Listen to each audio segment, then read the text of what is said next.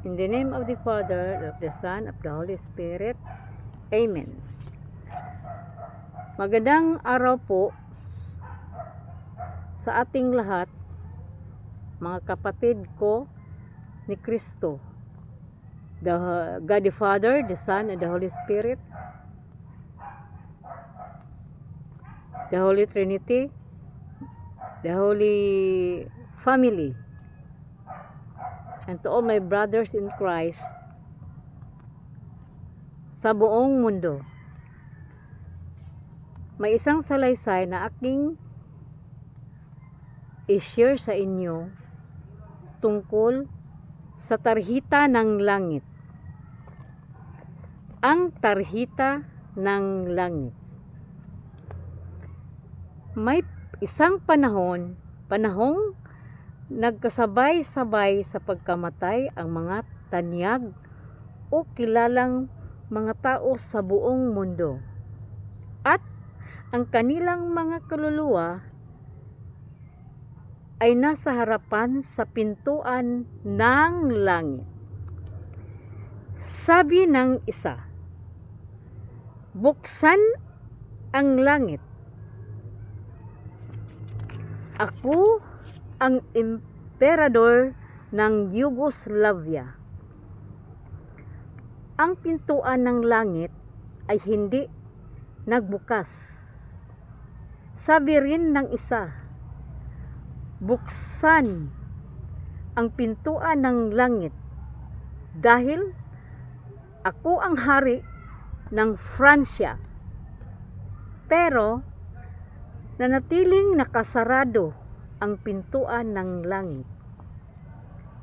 Nagsalita naman ang isa pa, "Ako ang pinuno ng Estados Unidos. Buksan ang pinto." Pero nanatiling hindi nagbukas ang pintuan ng langit. At wika naman ng isa, "Ako ang Santo Papa ng Roma. Ngayon din, buksan ang pintuan ng langit." Pero nakapanid pa rin ang pinto ng langit. Tapos biglang napalingon ang lahat. Kasi may isang taong nahuli sa pagdating at kilala na kriminal sa mundo. Dahan-dahan itong kumatok sa nakapanid na pinto ng langit. At dahan-dahan naman nagbukas ang pinto at ibinigay ng makasalanan ang isang tarheta.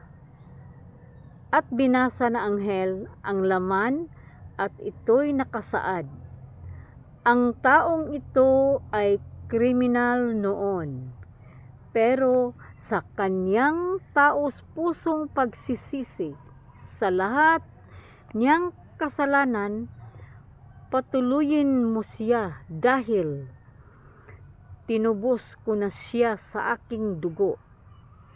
Nilagdaan sa pangalan ni Hesukristo sa kulay pula ng kanyang dugo. Ang anghel hindi nakatanggi, kaya pinapasok niya agad-agad ang taong kilalang kriminal noon, habang ang mga tanyag o kilalang mga tao sa buong mundo walang naipakitang tarheta. Hindi niya pinapasok sila. Ito ang aral sa kwentong ito. Hindi ang katanyagan o katungkulan ng tao ang nagpatunay na naging karapat-dapat sa kaharian ng Diyos, kundi ang buhay natin na silyado ni Kristo sa pamamagitan ng kanyang pagtubos sa atin. Kaya ang pagkabuhay halintulad sa buhay ni Kristo, katulad sa sinabi ni San Pablo. At ipinako na sa krus ng mga nakipag-isa kay Kristo Jesus ang kanilang laman at masasamang hilig nito. Ating basa sa Galatia 5, chapter 5, verse 24. Kung tayo tinawag na ng Diyos pamagitan ng kamatayan, dahil ang kamatayan ay hindi matakasan o matanggihan kung darating ito bawat isa sa atin. Saan nating mabuti para mapasok tayo sa kaharian ng Diyos.